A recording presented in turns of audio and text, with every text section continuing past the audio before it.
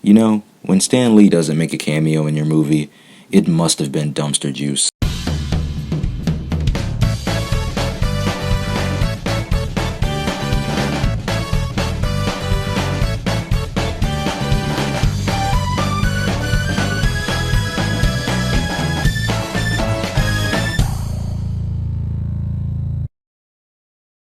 After the announcement of a director for the Fantastic Four movie in the MCU, and after rumors and theories of Reed Richards making his introduction in WandaVision, spoilers, he didn't, I decided to take a look back at the many fantastic attempts to make a Fantastic Four movie.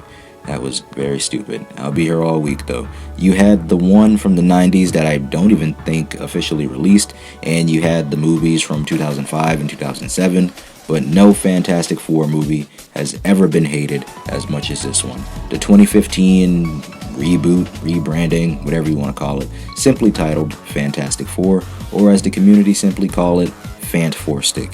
Now, this is a movie that I've never seen. I've only seen the reviews from people like Double Toasted, the guys from Superhero News, Chris Stuckman, and many more. Not only that, but everyone's been dogging this movie out since it released in 2015. I remember the entire lead up to this movie mostly for one stupid thing, so sit back, relax as you ponder the question, and as I answer the question, is it really that bad? Alright, so I feel like I have to say this with every movie I review. Please know that this is just my opinion. In no way, shape, or form am I trying to offend any of you, but to the 4 people who like this movie, get it, 4. But to the people who enjoy this movie, I'm not trying to ruin it for you. So with that out the way, let's talk positives. I think the cast is fine. I mean, none of these people would be my first pick for the Fantastic Four, but I see what they were trying to do. You can tell this was mostly Ultimate Fantastic Four inspired, with the younger versions of themselves. If you've never read the comic, give it a read. Get it? I'm sorry. I actually laughed at 1 or 2 points in this movie, so I guess that's another plus. Hey, kid, I'm really sorry about your plane. You're a dick. Oh, this guy doesn't take orders well. Yeah, especially from people who say shit like, I don't take orders well. Ethanol kills brain cells. I also like the, what would you call it, horrifying take on their powers. I mean, I'm sure every one of us as a kid wanted powers like Mr. Fantastic or the Human Torch, but nah, it's downright unsettling. From what I've heard, Josh Trank is a big body horror fan, so it makes sense why he'd showcase it like this. And honestly, yeah, that's about it for positives. Alright, so, negatives. Like I said, I like the cast. I think all of the actors do fine with what they're given, but it just seems like everyone in this movie is on cruise control. The only person who seems like they're having a little bit of fun is Michael B. Jordan.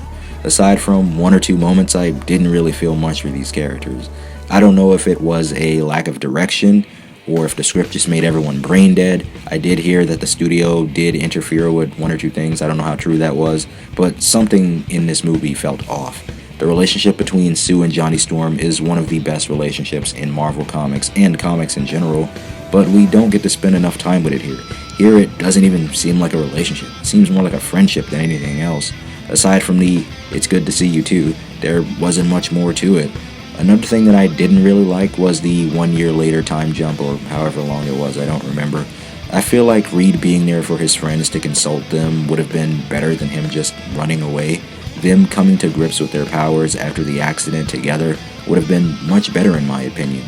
John Watts, Disney, Marvel, when you start making the Fantastic Four movie for the MCU, please put some pants on thing, but I do like the noises his body makes whenever he moves. It's like a little rock and gravel noise, so good on you, movie. And the last point I'll hit on in the negatives, Victor Von Doom. Look, I know you wanted to do something different, but how hard is it to take something from the comics and translate it on screen? Yes, I get the suit melted and bonded to his skin. I get there's probably not metal there, but it could have been an easy fix, like, oh, well, after years of experimenting, metal was left behind and he forged it together, I don't know, something like that. And I get it, someone's gonna say, well, that wouldn't look believable in this realistic take.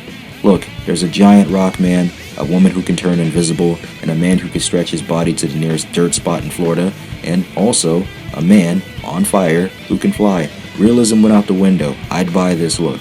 And yeah, I'll admit it, the hallway scene is cool, but I can't take you seriously when you look like the sour baked potato wrapped in tinfoil sitting in the back of my fridge. Look, I say all that to say this.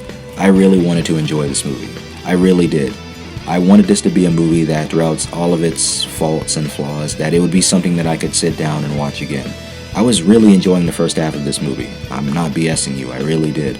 But after the time jump, what I got was an ending that felt rushed and slapped together. It's almost like they said, oh shit, we're a superhero movie, let's do something amazing to end this off. Victor, bring him back. Kill a major character to motivate the heroes? Do that. Shoot a beam up in the sky, because why not? It wasn't outdated the last time we did it. And then to add insult to injury, it tries to end like Age of Ultron or something. It's fantastic. Say that again? It's fantastic. Yes, it is. Guys, I got it. Ready?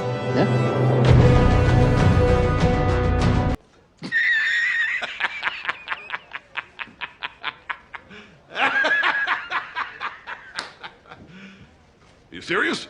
Look, I know Josh Trank and everyone involved with this movie had good intentions, and you can tell he really did. I saw some of the interviews that he did. He was very passionate about this movie, and I think he was going to do a Star Wars movie, but he started having panic attacks because he didn't want to mess up again.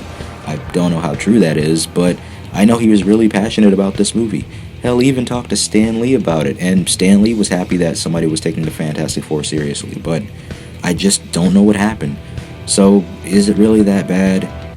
Yeah, the second half really is, but it's definitely not amazing. I do like the first half of the movie. I'm not going to sit here and say that I didn't enjoy the first half, because I really did. But after the time jump is where the movie just fell off for me. This isn't even a guilty pleasure movie, it's a one and done for me. If you want to see something good with the Fantastic Four in it, just watch Fantastic Four, World's Greatest Heroes. I definitely recommend. It's on Disney+. Check it out. Let's just hope that John Watts and Marvel Studios can deliver a good Fantastic Four movie. I mean, technically Disney already did. It's called The Incredibles.